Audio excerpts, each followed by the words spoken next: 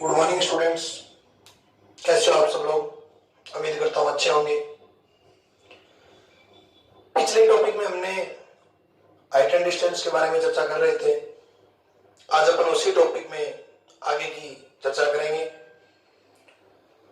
और मैं बच्चों से उम्मीद करता हूँ कि जो चीज मैंने पिछले वीडियो तक बताई थी वो चीज ढंग से तैयार कर ली और जो चीज कम समझ में आई उनकी एक दो बच्चों की मेरे पास शिकायत आई थी कि सर ये चीज समझ में नहीं आ रही। मैंने उन बच्चों को समझाया और अभी भी कह रहा हूं कि यदि किसी और बच्चों को थोड़ी समझने में परेशानी हो रही है तो वो मुझे या तो कमेंट करके बता दें या मेरे पर्सनल नंबर पे वो मैसेज कर दें। तो चलो आगे का सिस्टम देखते हैं। आज अपन ये कह रहे हैं कि यदि सूर्य का उन्नयन कोण 30 डिग्री से 60 डिग्री में परिवर्तित हो जाता है तो इन दोनों उन्नयन कोणों पर 15 मीटर ऊंचे खंबे की छाया की लंबाई में अंतर ज्ञात करो। पिछले वीडियो में जो हमने लास्ट में 6 क्वेश्चन किए थे सेम उन जैसा क्वेश्चन है। देखना कैसे है कि यदि सूर्य का उन्नयन कोण 30 डिग्री से 60 डिग्री में परिवर्तित हो जाता है तो इन दोनों उन्नयन कोणों पर 15 मीटर ऊंचे खंबे की छाया की लंबाई ज्ञात करो।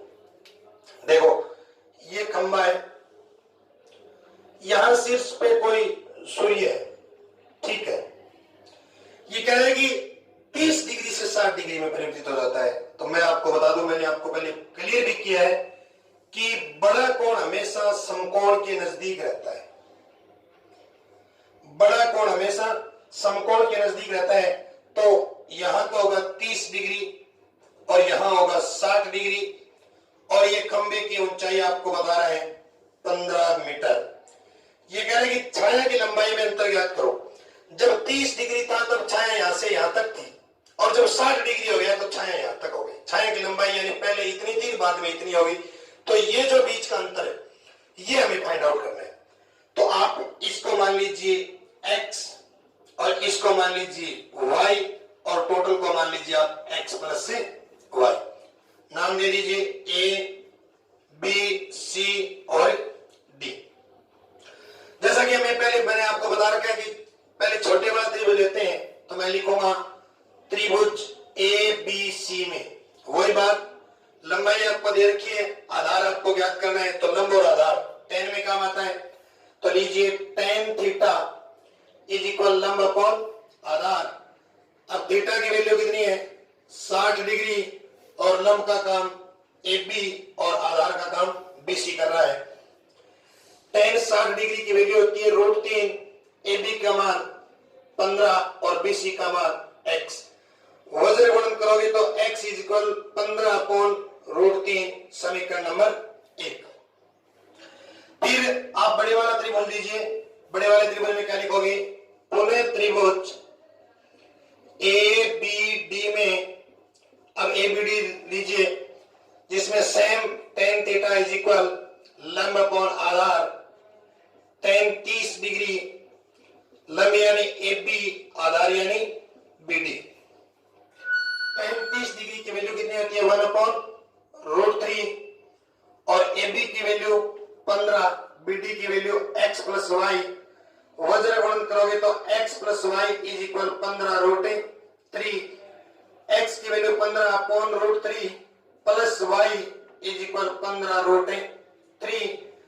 अब y is equal 15 √3 minus 15 upon √3। कम से कम 3 या 4 क्वेश्चनों में हमने सेम ये प्रोसेस किए, सेम की सेम। अब देखो आगे हम क्या करते हैं, y इज इक्वल 15 कॉमन लिया, अंदर क्या बचा √3 माइनस 1 अपॉन √3। इसका एलसीएम कितना आएगा √3, तो √3 को √3 से गुणा करोगे 3 माइनस 1, 15 इंटू 2 अपॉन √3। अब परिमेयकरण करेंगे तो √3 अपॉन √3। देखो 15 2 30, √3 और √3 गुणा के 3 बन गए, ये हो गया 10। तो 10 √3 मीटर या √3 की वैल्यू आप 1.732 रख के आप इसको 17.32 मीटर में ला सकते हो। एकदम इजी सा क्वेश्चन था। अगले ने आपसे पूछा था कि दोनों स्थितियों में जो छाया थी उसकी लंबाई में अंतर ज्ञात करो। आपने ज्ञात कर दिया y की वैल्यू कि 10√3 मीटर आपके आंसर। अब अगले क्वेश्चन की तरफ चलेंगे। यहां तक जो आपने क्वेश्चन किए थे उनमें सिंगल काम हो रहा था। सिंगल का मतलब या तो उसमें ओनियन काम आ रहा था या उसमें अवनमन काम आ रहा था। इससे आगे के जो क्वेश्चन करेंगे उसमें आपके एक ही डायग्राम में ओनियन और अवनमन दोनों काम आने वाले हैं। तो देखते हैं कि उनको भी कैसे करते हैं। सेम ही प्रोसेस उनकी होगी। तो चलो अगला क्वेश्चन पढ़ो। देखें, एक छोटी सी प्रॉब्लम हो रही थी बच्चों की कि सर आप सीरीज मिसिंग कर रहे हो। मैंने बच्चों को पहले भी बताया था और आज फिर बता रहा हूं कि सीरीज मिसिंग जो है वो मैंने इसलिए की है कि एक तो जो बड़े, मुझे लगता है कि जो क्वेश्चन बड़े हैं जिनका थोड़ा साइज बड़ा है उन क्वेश्चनों को मैं ऊपर लिख देता हूं ताकि सॉल्यूशन करते टाइम मैं नीचे से इरेज करता जाऊं। दूसरी चीज, मैं सीरीज मिसिंग इसलिए कर रहा हूं कि जो सेम क्वेश्चन आ रहे हैं उनको एक साथ करवा रहा हूं आपको, ताकि पहले क्वेश्चन का मेथड यदि थोड़ा कम समझ में आए तो अगले में थोड़ा और समझ में आ जाए, उससे अगले में थोड़ा और समझ में आ जाए। इसलिए मैंने थोड़ा सा इनको सीरीज मिसिंग किया। और जो सीरीज जिन क्वेश्चनों को मैं जिस वीडियो में सॉल्यूशन आपको करवाता हूं उनका नीचे डिस्क्रिप्शन में आपको मैं देता हूं कि इस वीडियो में इन क्वेश्चनों के आंसर्स आपको मिलने वाले हैं, तो आप उनसे थोड़ा सा डिस्टर्ब ना हो। अब देखो अगला क्वेश्चन, ये कह रहा है कि 25 मीटर ऊंचे एक स्तंभ से एक मीनार के शीर्ष का उन्नयन कोण तथा पाद का अवनमन कोण समान है, तो मीनार की ऊंचाई ज्ञात करो। अब देखो, एक 25 मीटर ऊंचा स्तंभ है, ये लीजिए, और ये कह रहा है कि एक मीनार है। अब ये कह रहा है कि 25 मीटर ऊंचे स्तंभ, 25 मीटर ऊंचे स्तंभ के शीर्ष से मीनार के शीर्ष, मीनार का शीर्ष यहां है, तो मीनार के शीर्ष एक आप क्षैतिज रेखा बना लीजिए। ये कह रहा है कि 25 मीटर ऊंचे स्तंभ के शीर्ष से मीनार के शीर्ष का उन्नयन कोण तथा मीनार के पाद का मतलब मीनार के पैरों का अवनमन कोण। अब ये अवनमन कोण मैं यहां बनाता हूं। यहां क्यों बनाया? काफी सारे स्टूडेंट्स को पता है, मैंने बताया था कि अवनमन कोण सदैव क्षैतिज रेखा और दृष्टि रेखा के बीच बनता है।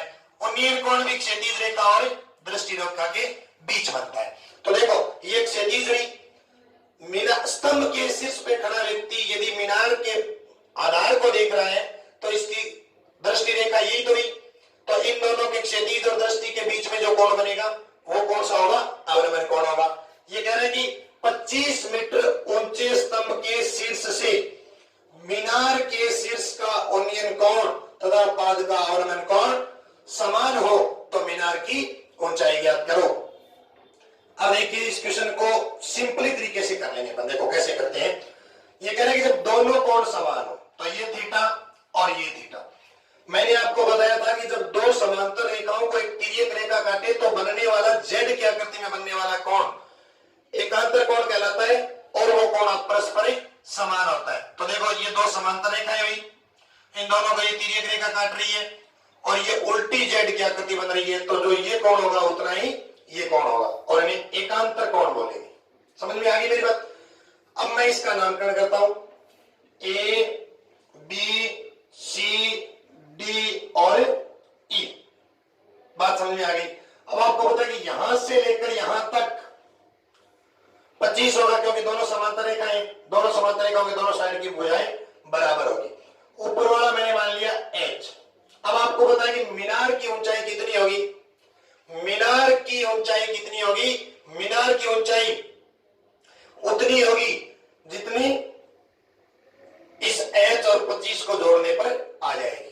अब देखो, मैं छोटे वाला त्रिभुज लेता हूं पहले, त्रिभुज ए बी सी। तो मैं लिखूंगा त्रिभुज ए बी सी में वही चीज, ये लंब और ये आधार, तो tan थीटा इज इक्वल लंब upon Aadhaar is equal tan theta लंब का काम कर रहा है ए बी और आधार का काम कर रहा है BC, ठीक है। और टेन थीटा, थीटा की वैल्यू थीटा ही है, तो AB का मान है आपके पास 25 और BC का मान है BC।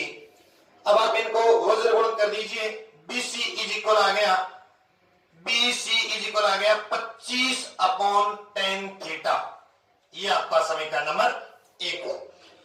अब देखो जो ये BC है उतना ही AD होगा, क्यों? क्योंकि आधार तो दोनों का सेम है, तो BC है उतना ही AD होगा। अब मैं त्रिभुज ले लेता हूं, या तो बोल सकता हूं ADE या बोल सकता हूं EDA। क्यों? क्योंकि समकोण त्रिभुज का नियम होता है कि जो समकोण वाला कोण होता है वो हमेशा बीच में आना चाहिए। तो ये भी बोल सकता हूं EDA और ये भी बोल सकता हूं ADE, क्योंकि दोनों में समकोण बीच में आ रहे। तो आप देखिए, मैं लिखूंगा, यहां लिख देता हूं, पुनः समकोण त्रिभुज EDA में वही बात, क्योंकि मुझे ये चाहिए, इसका मान मेरे पास BC का मान और AD का मान बराबर है, H चाहिए, तो लंब और आधारी का मान है, तो मैं सेम लूंगा tan theta. Tan theta is equal लंब अपॉन आधार, और थीटा की वैल्यू थीटा ही है। लंब का मान कितना हुआ? लंब का मान ED अपॉन आधार का मान AD। अब मैं यहां कोष्टक में लिख दूंगा कि AD और BC क्या है? बराबर है। ओके, अगला काम करते हैं कि tan theta is equal ED upon BC। Tan theta is equal ED की वैल्यू H, BC की वैल्यू कितनी है? BC की समीकरण 1 से 25 अपॉन टेन थीटा। अब देखो, बड़े वाले बट्टा के नीचे वाली राशि हमेशा उल्टी हो जाती है, तो आप क्या करोगे? Tan theta is equal H into tan theta upon 25। दोनों साइड से टेन थीटा से टेन थीटा कैंसिल, क्या आ गया? 1 इज इक्वल H अपॉन 25। तो यहां से आपकी H की वैल्यू कितनी आ गई? 25 मीटर। समझ में आई मेरी बात? एकदम इजी सा क्वेश्चन था। आप यहां कोष्टक में जरूर लिख सकते हैं कि समीकरण 1 से मान रखने पर, ठीक है। अब लिखूंगा मैं, देयरफॉर मीनार की ऊंचाई, मीनार की ऊंचाई की बात आई तो क्या होगा? H प्लस 25 और H की वैल्यू भी 25, 25 प्लस 25 यानी 50 मीटर। दोनों एक ही क्वेश्चन में दोनों काम आए थे, और उन्नीय। इसके ऊपर वाला क्वेश्चन भी सेम का सेम क्वेश्चन है, वो भी देख लेते हैं कैसा है। ऊपर वाले को भी थोड़ा सा ध्यान देके देखोगे तो एकदम सेम क्वेश्चन नजर आएगा आपको।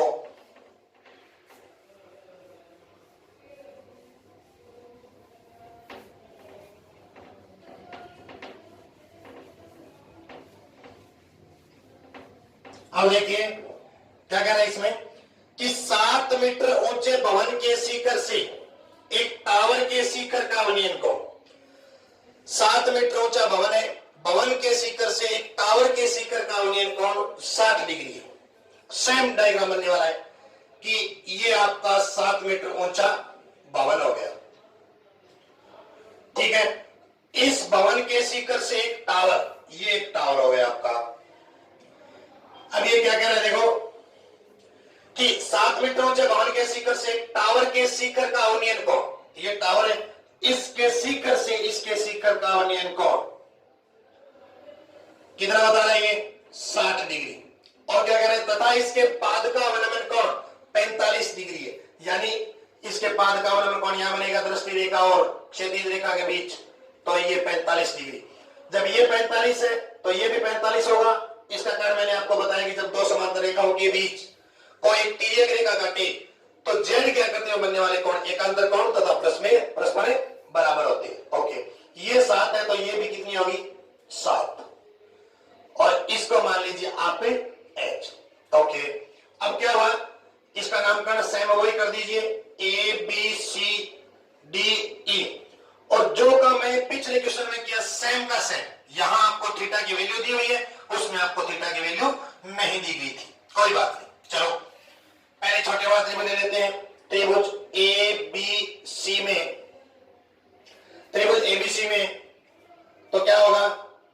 थीटा इज इक्वल लंब अपॉन आधार। अब देखो टेन थीटा, थीटा की वैल्यू 45 डिग्री, लंब का काम कर रहा है ए बी अपॉन बी सी।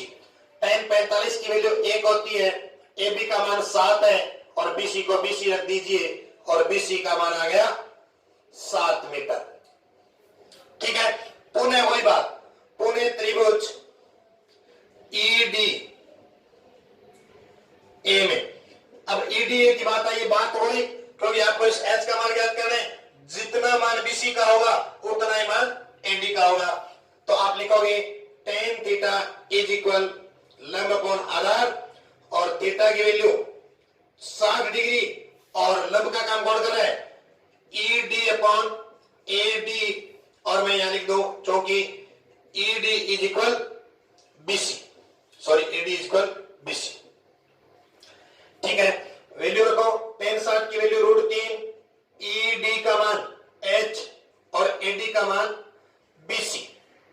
समझ में आ गई मेरी बात? अब देखो √3 is equal H upon BC की वैल्यू कितनी है 7 मीटर। तो यहां आपकी एच की वैल्यू कितनी आ गई 7√3 मीटर। अब आपको चाहिए टावर की ऊंचाई, तो टावर की ऊंचाई आपको पता है कि कितनी होगी h प्लस से 7। तो h की वैल्यू कितनी है 7√3 प्लस से 7 लिया आपने कॉमन, √3 प्लस 1 मीटर। समझ में आएगी मेरी बात? तो सेम का सेम क्वेश्चन था, अच्छा क्वेश्चन था। अब अगला क्वेश्चन में आए, अगले क्वेश्चन में थोड़ा सा अलग सिस्टम है, वो मैं करवा देता हूं आपको। क्या है अलग, मैं बता देता हूं, अगले क्वेश्चन को पढ़ते जाना।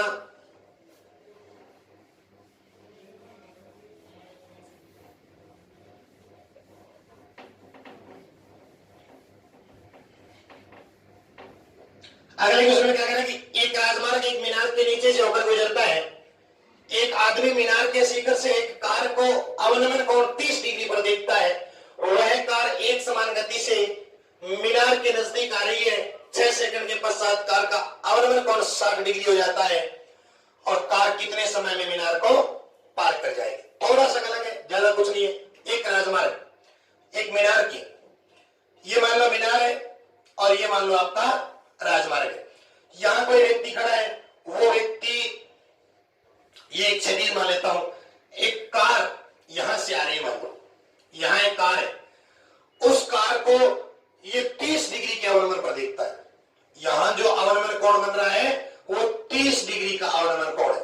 वो कार एक समान गति से मीनार के नजदीक आ रही है, मीनार के नजदीक आ रही है, इस तरफ आ रही है और 6 सेकंड के पश्चात, 6 सेकंड के पश्चात मान लो कार यहां आ चुकी, तब इसका अवनमन कोण जो था वो कितना हो जाएगा 60 डिग्री। समझ में आ गई? यानी यह यहां से यहां तक आने में कार को जो समय लगा था वो 6 सेकंड का समय लगा था। ठीक है, इसका नामकरण कर देता हूं ए बी सी डी, कोई बात नहीं, ये 30 है तो इसका मैं 30 रख लेता हूं और इसको 60। ये मैंने आपको बताया कि 2 समांतर रेखाओं को एक तिर्यक रेखा काटे तो जेड क्या करते हैं बनने वाला कोण एकांतर कोण कहलाता है और आपस में परस्पर ही बराबर होते हैं। ठीक है, अब देखो, अब मैं ये कहूंगा, इसमें थोड़ी सी नई चीज मानूंगा, मैं कहूंगा माना कार की चाल v है। ये कह सकता हूं कार की चाल v मीटर प्रति सेकंड है। मैंने कहा माना कार की चाल v है। ठीक है, तो कार को D से C तक आने में लगा समय कितना था 6 सेकंड। तो D से C, यही होगा D से C तक दूरी कितनी हुई? अब मैं दूरी ज्ञात करूंगा तो 4 इंटू समय करूंगा और 4 आपके पास, चाल तो है भी और समय है 6 सेकंड, तो ये आपकी दूरी होगी 6v। ठीक है, अब 6v, अब मैं क्या कहूंगा पुनः माना कि कार को C से मीनार पार करने में सी से मीनार पार करने में लगा समय n सेकंड है। आपको इस n सेकंड की वैल्यू निकालनी, इस n की। अगले ने कहा है कि कितने समय में कार मीनार को पार कर जाएगी, और इसकी दूरी जब आप निकालोगे तो वही बात 4 इंटू समय यानी nv। मेरे कहने का मतलब हुआ कि ये आपकी दूरी nv है और ये आपकी दूरी 6v है। टोटल दूरी होगी nv प्लस 6v। ठीक है, अब देखो, अब इसको मैं कैसे करता हूं, सेम वही तरीका। त्रिभुज ABC में, त्रिभुज ABC लिया मैंने। त्रिभुज ABC में क्या हुआ, त्रिभुज ABC में tan थीटा इज इक्वल लंब अपॉन आधार। tan थीटा यानी tan 60 डिग्री लंब का काम कर रहा है AB, आधार का काम कर रहा है BC, और tan 60 डिग्री की वैल्यू होती है √3, और AB को AB रखा जाए और BC को NV, और यहां से आपने AB की जो वैल्यू है वो कितने निकाल ली, √3 NV। ओके, अगला त्रिभुज ले लीजिए, पुनः त्रिभुज ABD में, पुनः त्रिभुज ABD में। अब त्रिभुज ABD आपको क्या बोल रहा है कि tan थीटा इज इक्वल लंब अपॉन आधार, तो tan थीटा की वैल्यू 30 डिग्री, लंब का काम AB अपॉन BD, और tan 30 डिग्री की वैल्यू आपके पास 1 अपॉन √3। AB का काम कितना है, AB का मान कितना है, AB का मान है आपके पास √3 NV। ये आपका समीकरण है, समीकरण एक से आपने मान रख दिया। BD का मान है आपके पास NV प्लस 6V। समझ में आ गई, यहां आपने समीकरण 1 से मान रख दिया। अब आप इसको वज्र गुणन किया तो ये NV plus 6V is equal √3 गुणा होकर कितना बन गया, 3 NV। ठीक है, अब NV उधर गया तो 3 NV minus NV is equal 6V। अब देखो कितना हुआ, 3 NV में से NV गया तो 2 NV is equal 6V। V से V कैंसल, 2 N बराबर 6 और N बराबर 6/2, यानी कि N बराबर 3 सेकंड। समझ में आ गई मेरी बात कि कार जो है वो इस 60 डिग्री के अवनमन कोण से 3 सेकंड में इस मीनार को पार कर जाएगी। समझ में आ गई मेरी बात, थोड़ा सा गलत था, ज्यादा कुछ अलग नहीं था। अब आप अगला क्वेश्चन देखेंगे। अगला क्वेश्चन क्या है उसको पढ़िए थोड़ा।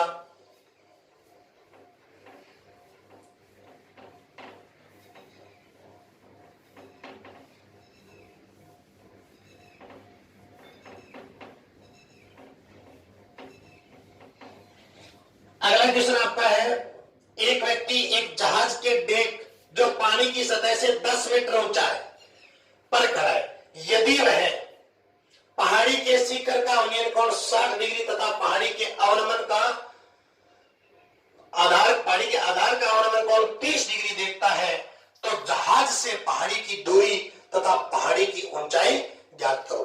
देखो, ये मान लो एक पहाड़ी है और एक व्यक्ति यहां कोई डेक है जो पानी की सतह से 10 मीटर ऊंचा है। कितना है, ये थोड़ा सा और ऊंचा बना देता हूं मैं। मान लो यहां है और इसकी हाइट कितनी है, 10 मीटर ऊंचा है। समझ में आ गई मेरी बात। एक व्यक्ति जहाज के डेक जो पानी की सतह से 10 मीटर ऊंचा है, यहां डेक है जो पानी, नीचे पानी है, पानी की सतह से 10 मीटर ऊंचा पर खड़ा है। इस पर कोई व्यक्ति खड़ा है। यदि वह पहाड़ी के शिखर, पहाड़ी का शिखर यहां है, तो पहाड़ी के शिखर का 60 डिग्री अवनमन, एक क्षैतिज रेखा बना देते हैं अपन कि ये 60 डिग्री का उन्नयन कोण तथा पहाड़ी के आधार, यहां से लेकर पहाड़ी का आधार ये हो गया, पहाड़ी के आधार का को 30 डिग्री के अवनमन से देखता है। तो जहाज से, ये जहाज है, जहाज से पहाड़ी की दूरी यानी यहां से लेकर यहां तक की दूरी और पहाड़ी की ऊंचाई ज्ञात करो। सेम साइज सिस्टम है, ये 30 है तो ये भी 30 होगा। नामकरण दे दीजिए A, B, C, D और E। यदि ये 10 है तो ये भी 10 होगा और इसको मान लिया आपने H। तो एक को आपको H प्लस 10 यानी पहाड़ी की ऊंचाई H से ज्ञात करनी है और एक आपको बीई ज्ञात करनी है। तो पहले आप त्रिभुज छोटा ले लीजिए ईडीसी, ताकि ये आधार आ जाए। जितना ये आधार होगा उतना ये होगा, और जो इस ईडी का मान होगा, सॉरी सीडी का मान होगा, वही मान बीई का और वही मान जहाज से पहाड़ी के बीच की दूरी होगी। तो आइए मैं लिखूंगा समकोण त्रिभुज ईडीसी में tan थीटा इज इक्वल लंब अपॉन आधार। थीटा की वैल्यू जो आपके पास वो कितनी है 30 डिग्री, और लंब का काम ईडी अपॉन आधार का काम सीडी। tan 30 की वैल्यू 1/√3 और ईडी की जो वैल्यू है वो 10 और सीडी। अब सीडी इज इक्वल 10√3 मीटर। अब इसको यदि √3 को आप इसकी √3 की वैल्यू 1.732 रखोगे तो 17.32 आ जाएगा, और नहीं तो ये मान्य है। ठीक है, तो मैं इसको ये भी लिख सकता हूं कि आपको पता है कि CD बराबर BE बराबर 10√3 मीटर, और इसको क्या लिख सकता हूं कि जहाज से पहाड़ी की दूरी 10√3 मीटर है। एक बात क्लियर हुई आपकी। अगला काम, अब आपको इस h का मान निकालना है। h का मान कब निकालोगे, जब आप लिखोगे कि पुनः त्रिभुज ABE में, पुनः त्रिभुज AB में, तो tan थीटा इज इक्वल लंब अपॉन आधार। tan थीटा, थीटा की वैल्यू आपके पास कितनी है 60 डिग्री, लंब का काम AB अपॉन BE, और AB अपॉन BE है तो आप tan थीटा का मान √3 और AB का मान आपके पास h है और BE का मान आपको पता है कि BE जो है वो किसके बराबर है CD के। तो ये लीजिए CD, और इसको ऊपर कर देता हूं मैं कि √3 is equal h upon CD का मान कितना है आपके पास 10√3, तो h इज इक्वल √3 इंटू 10√3, तो h इक्वल √3 गुणा के 3 बन गया और 10 दिए 30 मीटर। तो पहाड़ी की जो ऊंचाई है, पहाड़ी की ऊंचाई वो कितनी होगी h प्लस 10, तो h का मान 30 प्लस 10 यानी 40 मीटर। ठीक है,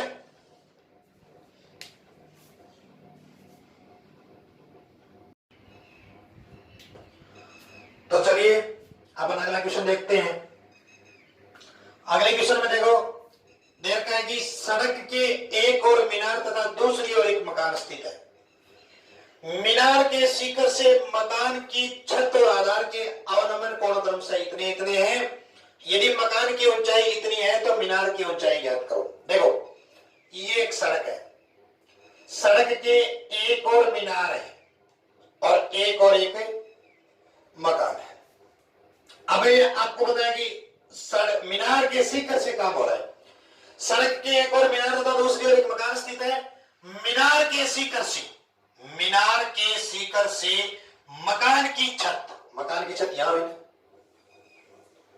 मीनार के शिखर से मकान की छत और मकान के आधार, मीनार के शिखर से मकान की छत और आधार के अवनमन कोण, ये कोण आपका 45 डिग्री है तो ये 60, ये 45 है तो ये भी 45 होगा, और ये 60 है तो ये भी 60 होगा। अब देखो क्या कह रहा है कि यदि मकान की ऊंचाई 12 है, मकान की ऊंचाई 12 है तो ये भी कितनी होगी 12, ऊपर वाला मान लीजिए आप h, और नामकरण दे दीजिए A B C D और E। समझ में आ गई मेरी बात। अब देखो पहले अपन छोटे वाला त्रिभुज ले लेते हैं, तो त्रिभुज EDA मैं क्या लूंगा समकोण त्रिभुज EDA। ठीक है, समकोण त्रिभुज EDA में क्या है वही चीज tan थीटा इज इक्वल लंब अपॉन आधार। थीटा की वैल्यू है 45 डिग्री, लंब का काम कर रहा है ED अपॉन DA। 45 डिग्री की वैल्यू हो गई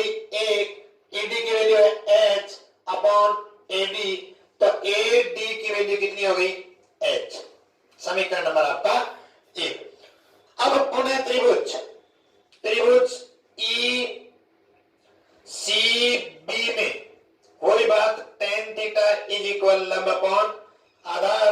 तो tan थीटा लंब का काम कौन कर रहा है? EC, और आधार का काम कौन कर रहा है? BC। आपको पता है कि AD वो किसके बराबर है? BC के।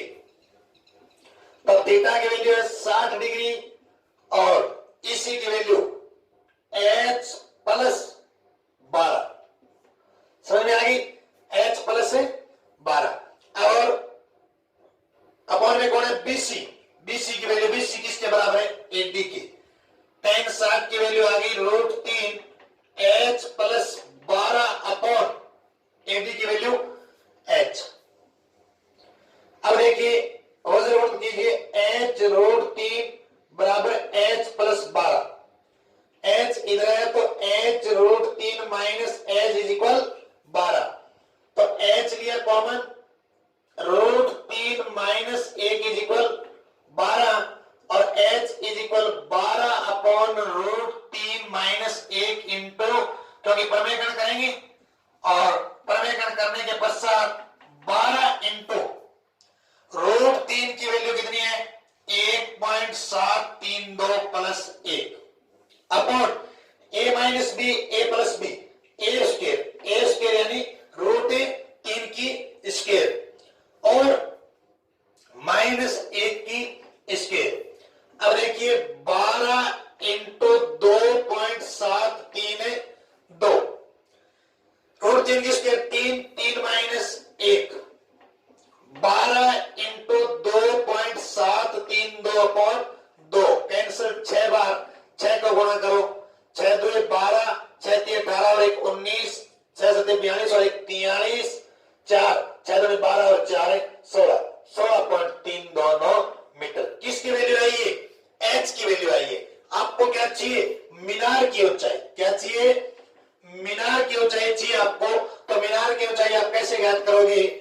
H प्लस 12, H का मान 16.392 प्लस 12, 16 और 12 28.392 मीटर। किसकी ऊंचाई आ गई?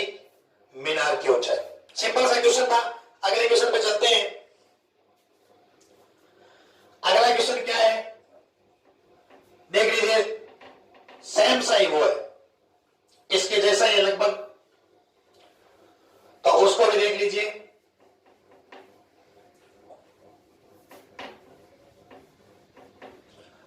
वो है कि यदि एक नदी के पुल के बिंदु से नदी के सम्मुख किनारों के अवनमन कोण, ये नदी है और ये नदी के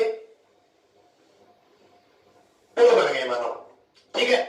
और ये क्या कह रहे हैं कि पुल के एक बिंदु, ये एक बिंदु हो गया, नदी के सम्मुख किनारे दोनों ये हो गए, ठीक है। अवनमन कोण, अब इनको क्षैतिज रेखा अपन यहां बनाएंगे। अवनमन कोण 30 डिग्री और 45 डिग्री, ये मान लो 30 डिग्री है और ये 45 डिग्री है। ये 30 हो तो ये भी 30 होगा और ये 45 है तो ये भी 45 होगा।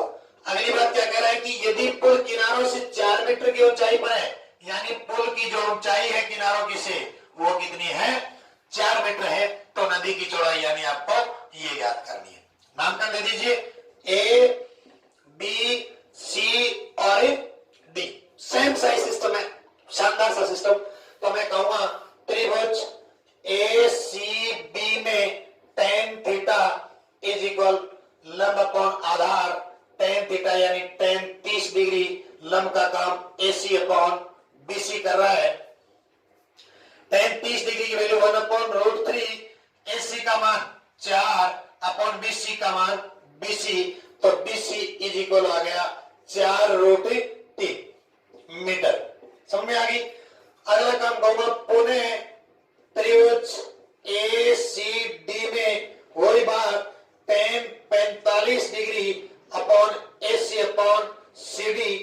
tan 45 डिग्री की वैल्यू 1 होती है, AC के पास वैल्यू 4, CD का CD, तो CD इज इक्वल कितना आ गया? 4 मीटर। आपसे अगले ने पूछा क्या है? नदी की चौड़ाई पूछी आपसे। तो नदी की चौड़ाई कितनी होगी?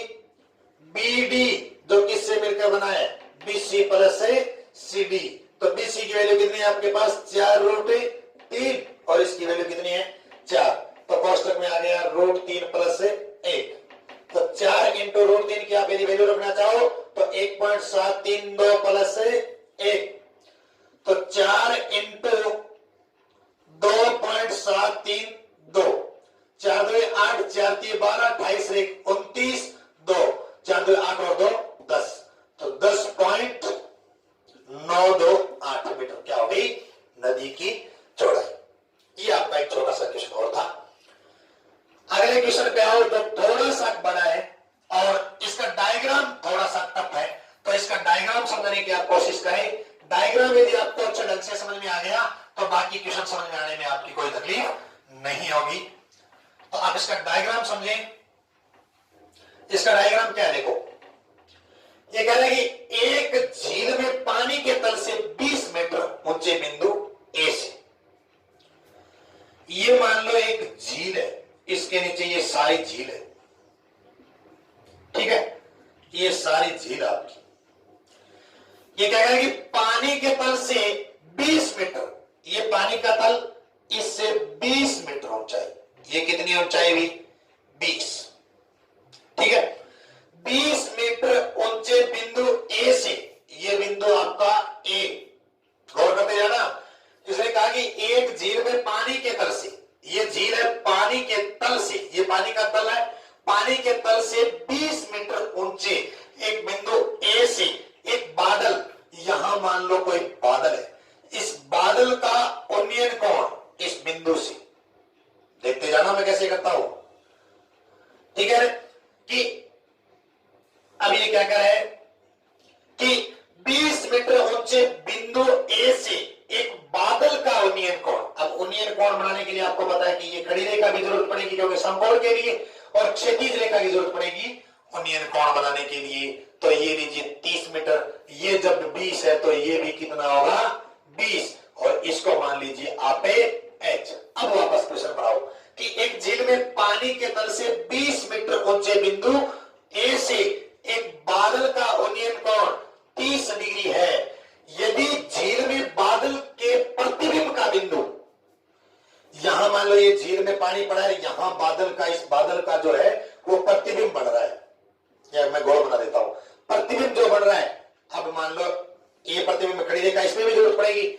बादल के प्रतिबिंब का अवनमन कोण जो बिंदु ए से बन रहा है आपका अवनमन कोण, वो कितना है 60 डिग्री है। तो बिंदु ए से, तो बिंदु ए से बादल की दूरी ज्ञात करें। डायग्राम थोड़ा सा टफ था, मैंने कहा दोबारा समझे कि एक झील में पानी के तल से, ये पानी का तल था, पानी के तल से 20 मीटर ऊंचे बिंदु ए से बादल का उन्नयन कोण 30 डिग्री था, और झील में पानी के प्रतिबिंब का बिंदु ए से अवनमन कोण 60 डिग्री है।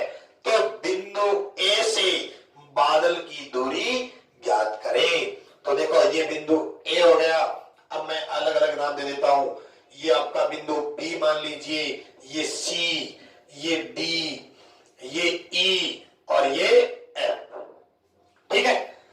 अब देखो, अब मैं कैसे करूंगा। अब एक मिनट मेरी बात सुनो, ये 20, ये एच, समझ में आ गई। तो ये 20 प्लस एच हुई, नहीं, यहां से यहां तक की दूरी हुई। अब ये पानी के अंदर, भाई पानी से जितना ऊपर बादल है उतना ही नीचे होगा, तो ये 20 प्लस एच है, तो ये भी कितनी होगी 20 प्लस एच, यहां तक क्या होगी। और मुझे इस बिंदु तक की दूरी यदि ज्ञात करनी हो तो 20 प्लस एच तो ये और 20 ये जुड़ गई, यानी मेरा कहने का मतलब है कि यहां से यदि मुझे यहां तक की दूरी ज्ञात करनी पड़े तो वो कितनी आएगी 40 प्लस एच, ठीक है। अब मैं क्या करता हूं, इस छोटे वाले त्रिभुज को ले लेता हूं पहले, या बड़े वाले को ले, पहले बड़े वाले को ले लीजिए। त्रिभुज ए ई सी, अरे तो मैं ले लेता हूं त्रिभुज ए ई सी, ये थीटा है तो ये लंब हुआ, और जब ये लंब है तो ये आधार हुआ, थीटा इज इक्वल लंब अपॉन आधार। टेन थीटा, थीटा की वैल्यू आपके पास 60 डिग्री। लंब का काम कौन कर रहा है? इसी, ये लीजिए इसी। और आधार का काम कौन कर रहा है? ये लीजिए ई ए। समझ में आ गई? टेन 60 की वैल्यू आपके पास कितनी है? टेन 60 की वैल्यू आपके पास √3 है। ई सी की वैल्यू है आपके पास 40 प्लस एच अपॉन ई ए की वैल्यू कितनी है आपके पास? ई ए की वैल्यू आप ई ए रख दीजिए, ये लीजिए ई ए। समझ में आ गई? अब आपको √3, अब आपको यदि यहां से ई ए की वैल्यू निकालनी हो तो ये लीजिए ई ए बराबर 40 प्लस एच अपॉन √3, समीकरण नंबर 1। यहां तक समझ में आ गई मेरी बात? भाई मैंने टेबल दिया था AEC, AEC में मैंने क्या किया? ये थीटा था, इसके जस्ट अपोजिट साइड ये लंब हुई, ये आधार हुई। tan थीटा इज लंब अपॉन आधार। लंब मैंने कहा था कि यहां से यहां तक की दूरी चाहिए, तो यहां से यहां तक की दूरी कितनी है? 40 प्लस एच। ये कैसे हुई कि पानी के तल से ऊपर दूरी 20 और एच, 20 प्लस एच, तो उतनी नीचे 20 प्लस एच, और आपको यहां तक चाहिए थी, तो 20 प्लस एच में यदि आपने 20 और जोड़ा तो वो 40 प्लस एच होगी। अच्छी बात है। अब लीजिए छोटे वाला त्रिभुज, त्रिभुज FEA, त्रिभुज FEA में वही चीज tan थीटा इज इक्वल लंब अपॉन आधार। तो tan थीटा कितना है? tan 30 degree. लंब का काम FE अपॉन आधार का काम EA। tan 30 की वैल्यू 1 अपॉन √3, FE की वैल्यू H अपॉन EA। तो EA की वैल्यू कितनी आई? H√3। ये आपका समीकरण नंबर 2। समझ में आ गई? समीकरण 1 भी EA है और समीकरण 2 भी EA है। तो आप इस चीज को मैं अब यहां लेके चलता हूं कि समीकरण 1 एवं 2 से, समीकरण 1 एवं 2 से, तो 40 plus H upon √3 is equal H√3। अब देखिए कि 40 प्लस एच, √3 बजे गुणा करना तो 3h, और 3h माइनस h बराबर 40, तो 2h बराबर 40, तो h बराबर कितना आ गया? 20 मीटर। समझ में आ गई मेरी बात? h बराबर कितना आ गया? 20 मीटर, यानी इसकी वैल्यू कितनी आ गई? 20 मीटर। अब देखो, अब आपको मेन जो चीज निकालनी थी वो तो अभी तक आपके पास आई नहीं। आपने तो h की वैल्यू निकाली है इतना पूरा झंझट करते हुए। आपको चाहिए क्या था? A से बादल की दूरी चाहिए थी। तो देखो ये कर्ण 1 है और h यानी 20 आपके पास लंब आ गया। तो लंब और कर्ण किस में काम आता है? साइड में काम आता है। तो आप लीजिए पुनः त्रिभुज, पुनः त्रिभुज FEA में ले लिया साइन थीटा इज इक्वल लंब अपॉन कर्ण। साइन की वैल्यू, थीटा की वैल्यू कितनी है? 30 डिग्री। लंब का काम कौन कर रहा है? FE, और कर्ण का काम कौन कर रहा है? FA। साइन 30 की वैल्यू 1/2, FE की वैल्यू H अपॉन FA, तो 1/2, H का मान 20/FA, वजन गुणन करोगे तो FA बराबर 2 गुणा 20 यानी 40 मीटर। ये क्या आ गया? आपका बादल से बिंदु A के बीच की दूरी आ गई। तो स्टूडेंट्स क्वेश्चन थोड़ा सा बड़ा था, इसका डायग्राम थोड़ा टफ था। डायग्राम समझ में नहीं आए तो आप इसको स्पीड थोड़ी स्लो करके देख ले या थोड़ी फास्ट करके देख ले। आपको जैसे भी समझ में आए वैसे आप समझ लेना इसको। फिर भी कोई प्रॉब्लम आए तो आप मुझसे दोबारा पूछ लेना, मैं आपको इसको दोबारा करवा दूंगा। आप मुझे कमेंट बॉक्स में इसका बताएं। और इसी क्वेश्चन के साथ आपकी exercise height and distance complete हुई। ठीक है, तो बच्चों मैं आपसे उम्मीद करता हूं कि मैंने जैसे जैसे आपको पढ़ाया वैसे वैसे आप मेरे साथ पढ़ते जा रहे हो। तो आप इस एक्सरसाइज को पूरा ढंग से तैयार कर लेना। कोई एग्जांपल समझ में नहीं आए तो वो फिर से पूछ लेना। बाकी आपको यदि इस चैप्टर में डायग्राम बनाना अच्छे से आता है तो आप इस क्वेश्चन को, किसी भी क्वेश्चन को आप ढंग से कर सकते हो। यदि आप डायग्राम बनाने में थोड़ा सा हिचकिचाते हो तो क्वेश्चन में भी